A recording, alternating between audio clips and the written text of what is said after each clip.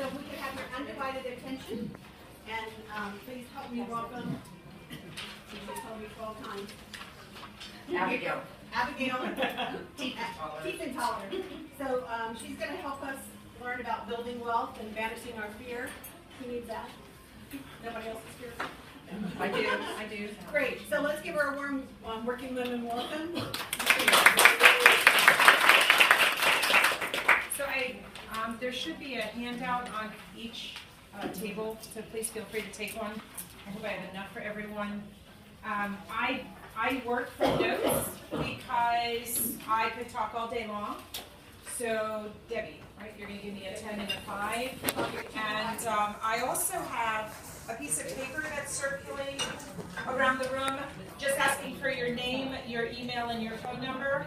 And if you don't want to give me that, don't. It's fine. Or if you want to give it to me, you're going to get, I have a free gift that I send out, and then I put you on my database. I'm really not one of those high spam type of people, but I do communicate occasionally, and feel free to opt out at any time. So I just throw that out as an option.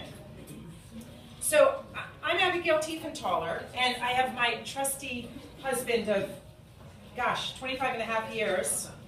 Every now and then people will say, I didn't imagine we ever could have lasted that long. So nothing better than trying to, prove everybody else wrong, right? Right. And so what happens with a lot of us when we start our businesses is we're out there to prove other people wrong.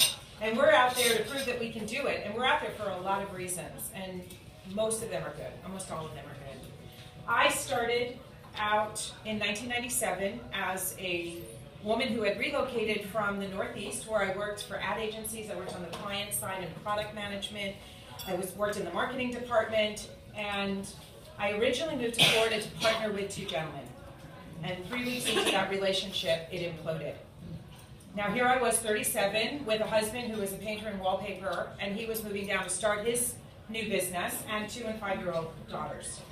And so the question was, what did we do? It was the day after we had signed the lease on our house to rent, and my father and my mother, who have always been extremely supportive mentors in my life, my business, said, you know what, we don't know where the right place for you is, but we think you should give it 6 months. And that, we gave it 17 years. I started the only type of business I knew how to start at the time. I went and interviewed at marketing companies and advertising agencies in South Florida, and they didn't know what to do with me. More importantly, I didn't know what to do with them.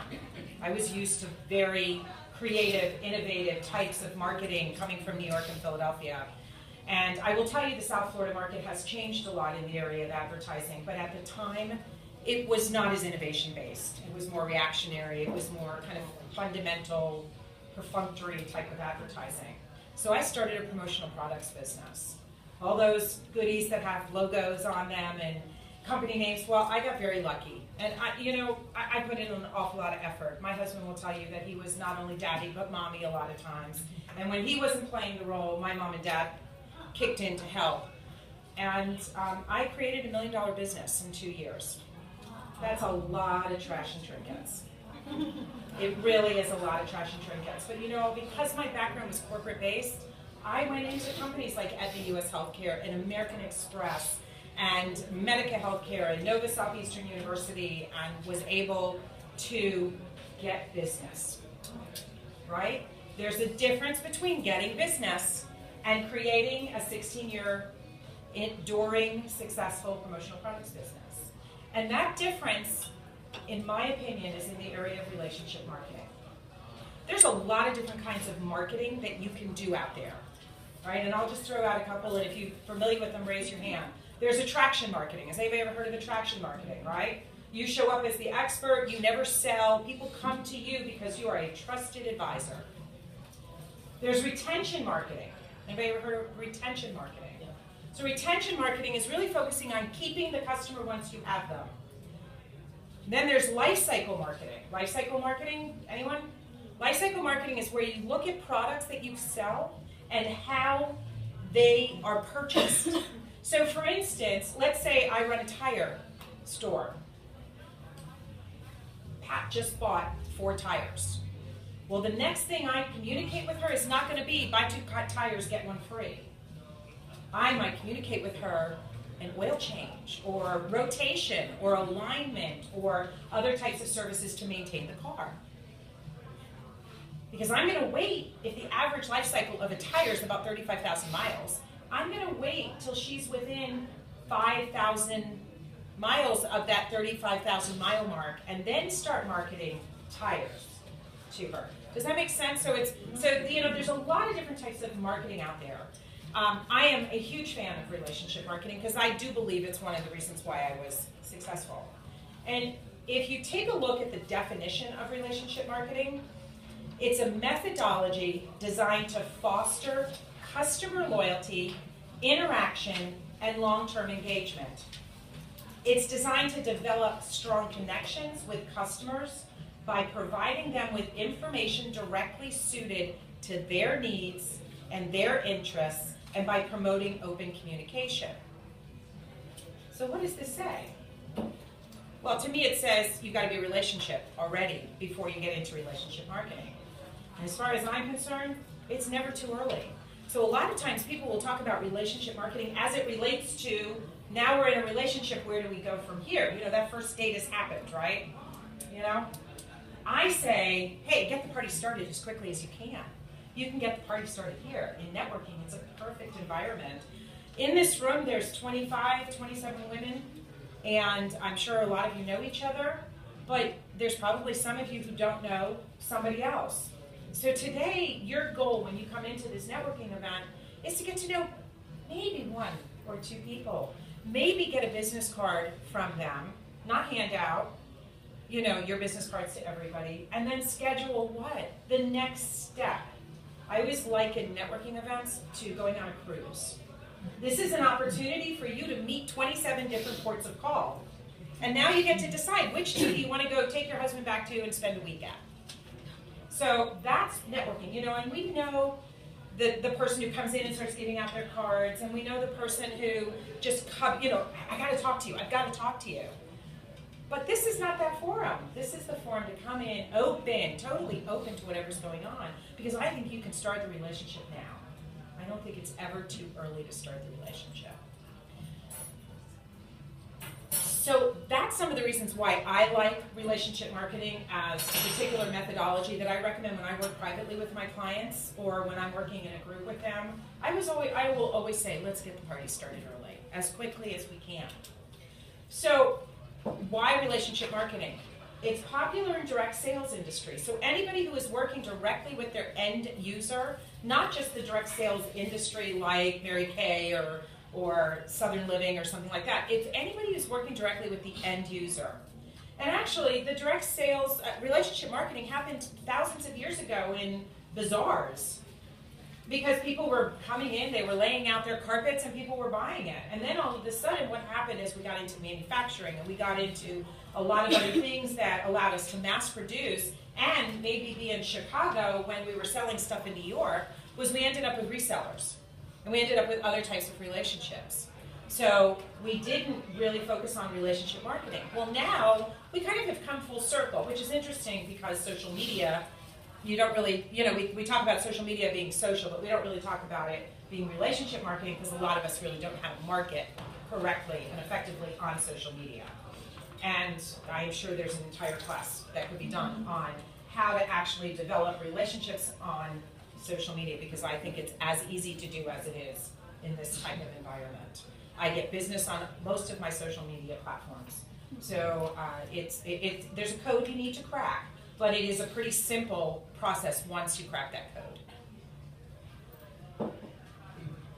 The whole key to relationship marketing is an emotional connection. I am going to meet 25 women here at some point throughout the day. And some of them, you know, we might just click a little bit better than others, right? We come from the same town, right? The thing that we forget when we're in a business networking environment is that a lot of times that first point of contact, that first point of connection is not always a business connection. It's not, I need a massage, but it's the fact that we both are fans of Young Living Oils. wow, that's great. How did you start using it? You know, now like we can go on for hours and hours and hours, right? You know, so she's not selling me on a massage, and I'm not buying a massage, but we are getting to decide if we want to go on that first date and talk a little bit more. So it focuses on building relationships, whether you're in a relationship or not. It focuses on retaining customers, positioning you as a problem solver. That is the perfect job for the relationship marketing types of messaging, is positioning you as a problem solver. Every single woman in this room, whether you started your business yesterday or you started your business 30 years ago like I did, has a problem that they can solve for somebody else. Because we've lived it. It's just not always a business problem. Sometimes it could be getting your 4-year-old to sleep through the night. Tools that worked for you, right? How do you balance? Or how many of you are home-based business owners? God bless you. I was a home-based business owner. I've been a home-based business owner for 19 years. My kids were 2 and 5 when I started. So how do you not answer the phone when you know it could be business and you really want to? I mean, I've gotten out of lines at Disney with my kids rolling their eyes and my husband going, okay, I guess I can do it, you know, going off. But I've done that because American Express called. And I've done that because little small clients have called. That's how I run my business. I am not telling you to run your business that way because I don't know how you should run your business until you decide what structure, parameters, negotiables, and non-negotiables you put in your business. And don't listen to your best friend who says, well, I work 60 hours a week and you got to be on your phone all the time or you've got to be on social media. You have to figure out what works for you. The better relationships are created when you're creating them in your own space, not in somebody else's definition. As I said, there's a piece of paper being passed around. There's I just created a new opt-in on my website, and I'm really proud of it because I hated the one I had before. It was done very quickly. A business coach challenged me to do it. But this one really speaks to my heart, and it's called 7 Deadly Marketing Mistakes That Sabotage Your Business and Cause You to Lose Customers and Sales. And one of those mistakes is when we listen to the wrong people.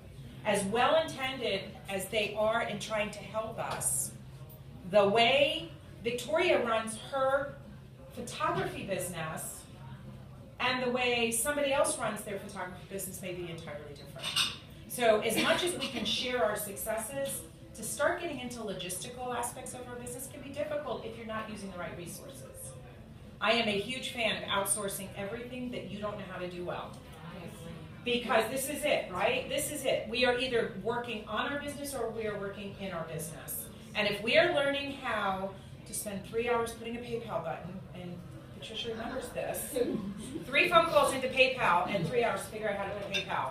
Guess what? That 3 hours, which was physical time, it cost me nothing because it was free budget.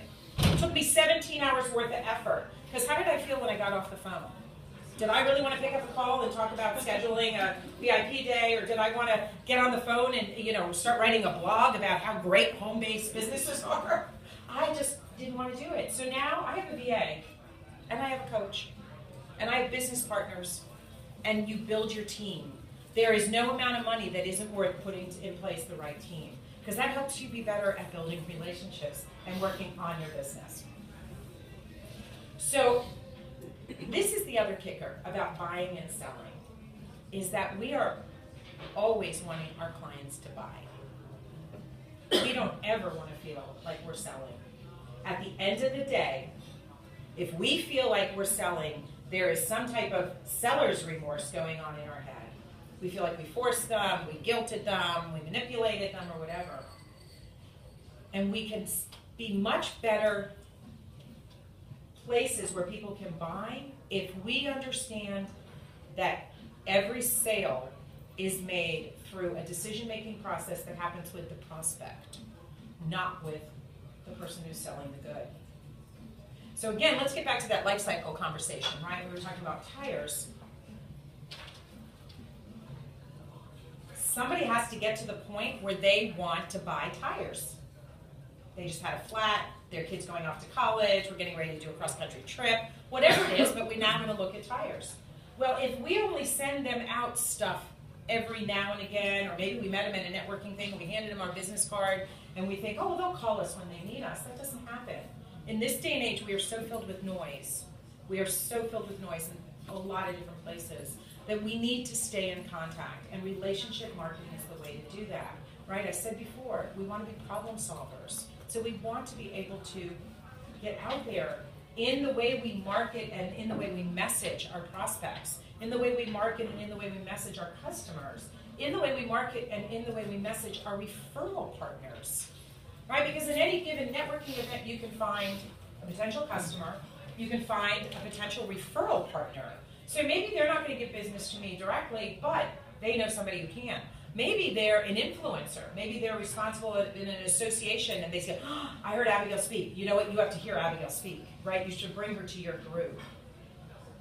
So you want to be able to understand who you're talking to first. And I'm sure you guys have done branding work in this group, because I know Jessica puts on, just offers a lot of great content, and Deb and Melanie, I was going to say Madeline, I was like, so close. So you don't really need me to tell you that, but until you know who you're talking to, it's really hard to have the right conversation. Even though we kind of want to have the same conversation. So take it back home for a minute. The way I say something to my husband, and the way I say something to my mother, and the way I say something to my children might be completely different. Because there's a different outcome. I want to be positioned slightly differently in their head, you know? Like my husband, I might want him to know I'm easy, you know, if I was dating him. My mother, I definitely don't want her to know I'm easy. And my kids, I don't even want them to know about sex. So, you know, think about it. Like, what are we really trying to do to position ourselves with the right type of target audience? So, when I said before, relationship marketing creates that emotional connection. What are things that inspire an emotional connection? Anybody want to throw out a gander or so? I'll start. What? Family. So I'm going to list the ones that psychologists talk about. Phyllis, maybe you can throw in one or two, like feeling good, right? If I say, I love this jacket, where'd you get it? Thank you. You're going to feel good, right? You're going to feel good. So feeling good, looking good, saving money, saving time, avoiding effort, making money, or feeling safer. Those are things when we are messaging in our communication, regardless again of who the target audience is, they're always looking for one of those types of emotional connections. A lot of times we talk about features, right? I have a 14-ounce glass. It's made of clear cut glass. It's decorative. It, you know, has a top, whatever. Those are features. This glass keeps things cold. That's a benefit. This glass is the only glass you need because it's going to make cleaning a whole lot easier. It's the only glass you need. I'm sorry, I tried not to touch it around the side.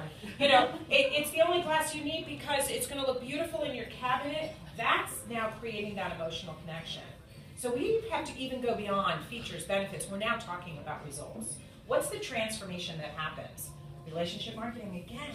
We are in a communication with somebody so we know what their hot buttons are. And I don't want you to do it inauthentically. I want you to do it authentically. But when we know what it is, we can now solve their problem and speak to them in that way of connecting. So let's talk for a minute about what stops people from buying. Because I think it's important. Ultimately, if we're in a relationship to build our business, we obviously want people to buy from us at some point down the road when they're ready to buy. Or we want people to refer us. Or we want our customers maybe to buy more, or maybe buy additional products, right? We want to increase the lifetime value of a customer. So there's a couple of things that stops the buying process pretty much cold. One is there's no clear offer. At the end of this 30 minutes, I am going to actually throw an offer out there, and you can say yes or no. It's entirely up to you. There's not enough information to say yes. So if at the end of 30 minutes, you still don't know either what I do or how I can help you, I have not given you enough information to say yes. It's unclear how you solved that problem. Well, that means maybe I was too general and I didn't get specific enough about what I do in the world of helping businesswomen be better businesswomen. There's no immediacy. Oh, so nice meeting you. I look forward to seeing you again. As opposed to, you know what, let's get a one-on-one scheduled. I'd really love to know a little bit more about what you do. How's that sound? Right? There's a little bit more immediacy in that conversation. I'm not talking to the right target group. I mean, maybe I'm talking to a bunch of home-based moms who are really more interested in finding out how to get their 4-year-old to sleep through the night, right? You know, that can happen in the world of networking. It can happen in the world of online conversations. I never created the know, like, and trust. You are looking at me with, yeah, okay, so I don't really get it. I don't really get it from her. Okay. So I always say that relationship marketing is an art, A-R-T, and I have that as an acronym. And the A stands for attracting, the R stands for relating, and the T stands for trust. So in the attracting segment of your relationship marketing plan, you are building your tribe. You really are starting to put yourself out there in your voice. Are you sassy? Are you classic? Are you vulnerable? Are you a hot mess? Are you professional? What are you? Your voice to develop visibility and credibility. Ultimately, that's your goal at this point in time. You're not selling. You're developing visibility and credibility. And you're positioning yourself as an authority. So it kind of overlaps with attraction marketing from that perspective. The goal is to start moving them through a decision-making funnel. Right? We talk about marketing funnels, we talk about sales funnels. I actually think they're really combined. But ultimately, it's really a decision-making funnel. Where are people going and how are they going to get there? Because there's always those 80 splits, responders and non-responders, if we want to get into really automated talk, which I don't. That's my VA's thing. And we're really looking to provide compelling value. To me, the first place to start as any business owner, if you are looking to build a better business, upscale your business, is to really understand where your gaps are. I kind of am a gap finder, where your holes are, because guess what? You can't solve a problem that you don't know exists. And what happens a lot of times is people will say, I don't like to sell, right? The biggest complaint I get from business owners, I don't really like to sell. I'm not comfortable selling. And I'm like, that's the easy part. Because if you're branding, if you're showing up as a branded person, a branded business, and you're putting in place marketing that is giving people more and more reasons to want to work with you, you're not selling. People are buying. You're just transacting and building relationships and getting feedback so you can go and improve how you're branded and how you market. Does that make sense? It's really hard. I know we talk about the sales process a lot. I don't know anybody who doesn't like taking money from somebody else when they feel they can genuinely make a difference in that person's life. But then that person is buying what you have to offer.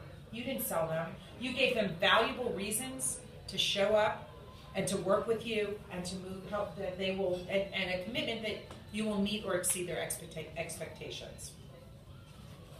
So I have a question for you. I want everybody to close their eyes for 30 seconds and kind of think, on a scale of 1 to 10, how good do you think your branding and marketing is where you are attracting the right people? I don't need to know the number. Your person sitting next to you doesn't need to know the number. But you might want to put a number down and just say, on a scale of 1 to 10, I am hot smoking and doing everything I'm supposed to be doing, and it's off the chart, and it's a 10. Or you know what? I haven't really thought about my business from that perspective. And maybe it's more like a 2 or 3. If that's the case, then you want to be doing some work in the area of branding and positioning and marketing. I can help you with that. There's also probably other resources that are available in this community. So I just throw that out. The second part of the process is called relate. So what you're really doing now is you're vibing with your tribe. And these are not my words. I mean, I couldn't figure out something else that made sense. But a lot of people talk about tribe building. So what vibes with your tribe? Now you're really in that, okay, she doesn't like Chinese food. That means I'm gonna take her on a second date. I can't go Chinese, Or she's gonna fall asleep at 11 o'clock. I guess we're not gonna go see a midnight show. Those kind of things, right? You're starting to vibe. Figure out, you're cha-chaing a little bit. Step forward, step back. They're a step forward, step back. Hopefully they're not stepping on your toes, but maybe they are. So you have to figure out, okay, I need my 3 feet space, right? This is what you're doing. So you're building that know, like, and trust factor. You're creating valuable and relevant contact. This is critical. You don't know what somebody else needs to hear. You may think you do, or it might be what you needed to hear when you were in that place. But unless you start asking people or having conversations, it's really hard to do. Value is critical. Okay. You're really showing that this is a two-way street, that without them, you have nothing, and without you, they have nothing. It is an interdependent relationship, and the feedback is critical. The last is trust, and that's getting your tribe to yes. So you want to be able to offer compelling lead pages. How many people have websites? How many people have lead pages on there, have the opt-ins on their website? Opt-ins are great. Even if you're involved in a direct sales business, you want an opt-in because you want to start letting people know that you are more than whatever the direct sales business is that you have. You want people to know that you are more than whatever it is you physically do, because you are. That's how you create an authority position and that trusted go-to person. So your goal then is to convert, qualify, overcome objections. Beat them to the punch sometimes when they're having, you're not sure if they're ready to buy. Sometimes you may want to say, well, you know what, some people have this as a fear, or some people have this as a struggle. Let's talk about that for a minute. We don't spend enough time overcoming objections because we think over objections can turn to no. So if people like you, they will listen to you, but if they trust you, they'll do business with you, and that's Zig Ziglar, and I just love him. And again, I talked a lot about the fact that it really doesn't matter if you're a customer or a prospect. Building relationships and relationship marketing is a great methodology for you to use. With your customers, you're talking about streamlining operations. How can I do it better to exceed their expectation? You're talking about innovation. You're talking about offering new products and services, and of course, you're always exceeding expectations. If you're talking to prospects, you're really educating, you're problem solving, you're creating amazing value, you're offering resources, right? Your best asset right now might be the ability to connect to people that you've met today, to other people that might help them with their business. I like relationship marketing because it's goals-based. This year, my goal is to develop 10 business clients through my networking. Every marketing thing you do should be goals-based, or you shouldn't do it. Plain and simple, don't spend money, time, or effort. You can track and test how things are going. The questions that I think relationship marketing answers is, who are my customers? Because by the end of it, you really have a great idea of who your ideal client is. You're getting direct feedback. You're not assuming or deciding for them. You know why customers return. Most importantly, you know why they return. Do they return because of customer service, because you're convenient, because of price, because of the product selection? Do we really all know why our customers come back to us? So, when is relationship marketing effective? When you are ready and willing to listen to what your customer needs. If you're not ready and willing, I would tell you not to do marketing, period. But if you aren't ready and willing, you're not going to be able to truly have an open ear to the types of things that will help you really create a strategy that works for you. When you're making strong connections, when your goal is really to make the connection, when the conversation gets interactive. So the next steps of creating a great brand, the next steps for creating a good relationship marketing program would be to do a brand audit, because you do want to start with that foundation, which is branding. You want to decide on a strategy. Are you going after prospects? Are you going after new current clients? What, at the end of the day, is your strategy, the overall big picture win the war? And then you want to determine your customer's lifetime value. Does everybody know what that is? If you don't, I'd love to talk to you about it, because it's such a critical part of the business equation puzzle. You want to create a tactical plan where you do all your marketing.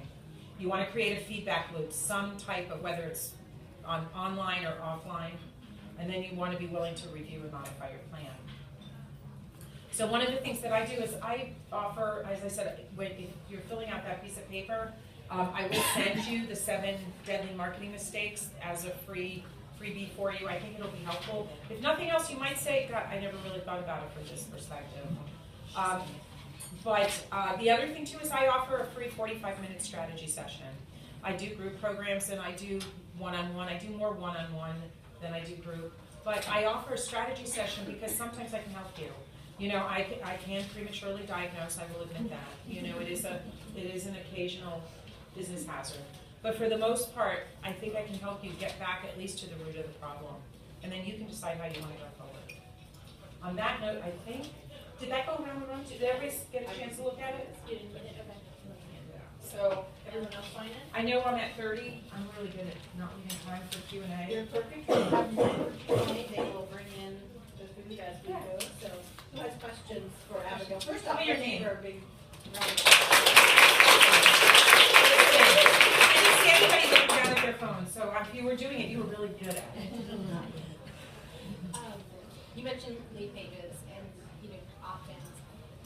I was actually looking at lead pages, something called lead pages Yep. for business. Do you recommend anything for small business for Okay. automating those lead pages? So Patricia doesn't allow me to say this anymore, that I really technologically, I'm a wackadoo when it comes to it. Patricia is amazing at helping you with technology. I am not, I'm a strategist. My goal is to help you as a business consultant What to do. decide what to How do. to do it. So there are a lot of options to lead pages, and I do believe that you should have the ability to just offer one-page type of sales pages or one-page type of opt-in pages. And we've used lead pages before with one of our products. Do you want to tell me your name? Diana. Diana. Yeah. Do you have a comment on that? About using lead pages? I mean, or do you recommend anything for a small business? I've used things like S'more to create web flyers.